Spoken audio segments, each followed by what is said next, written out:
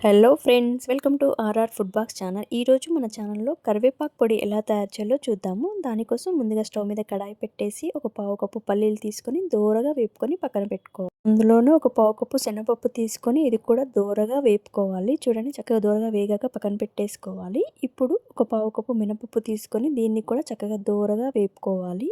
ఇవన్నీ ఒకేసారి వేపడం వల్ల అన్నీ కరెక్ట్‌గా వేగవండి. అందుకోసమని సపరేట్ వేపుకోవాలి. ఇప్పుడు స్టవ్ మీద కడాయి పెట్టేసి అందులోనే ఆయిల్ వేసుకొని ఒక 15 ఎండుమిర్చి వేసి ఇవన్నీ చక్కగా దోరగా వేపుకోవాలి. ఇందులో కొద్దిగా నువ్వులు, జీలకర్ర, మెంతులు వేసేసుకొని ఇది బాగా దోరగా వేపుకోవాలి. మిర్చి గలగల అనే సౌండ్ వచ్చేంత వరకు వేపుకుంటే మిర్చి అనేది చక్కగా పొడి అవుతుందండి. చూడండి, మన మిర్చి చక్కగా వేగిపోయింది కదా!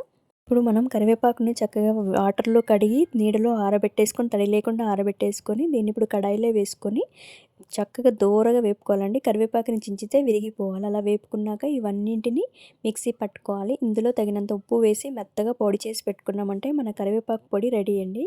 ఇలా చేసి పెట్టుకున్నామనుకోండి, మనకి ఇంట్లో కూరగాయలు లేనప్పుడు చక్కగా ఇది యూజ్ చేసుకోవచ్చండి. పిల్లల లంచ్ బాక్స్ కూడా చేసి పెట్టొచ్చండి. ఇప్పుడు కరివేపాకు రైస్ ఎలా తయారు చేయాలో చూద్దామండి.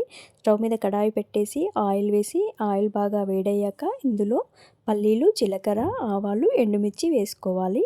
ఇదంతా బాగా ఎర్రగా ఫ్రై చేసుకోవాలండి. ఇవి పల్లీలు బాగా ఫ్రై అయ్యాక ఇందులో మనం పొడి పొడిలాడుతూ వండి పెట్టుకున్న అన్నంని వేసేసుకొని తగినంత కరివేపాకు పొడి వేసుకోవాలి. దీంట్లో కరివేపాకు పొడి వేసుకొని ఇదంతా కరివేపాకు పొడి అన్నానికి పట్టేంత వరకు బాగా కలిపామనుకోండి, మన వేడివేడిగా కరివేపాకు రైస్ రెడీ అండి. చాలా healthy and tasty recipe ready అండి.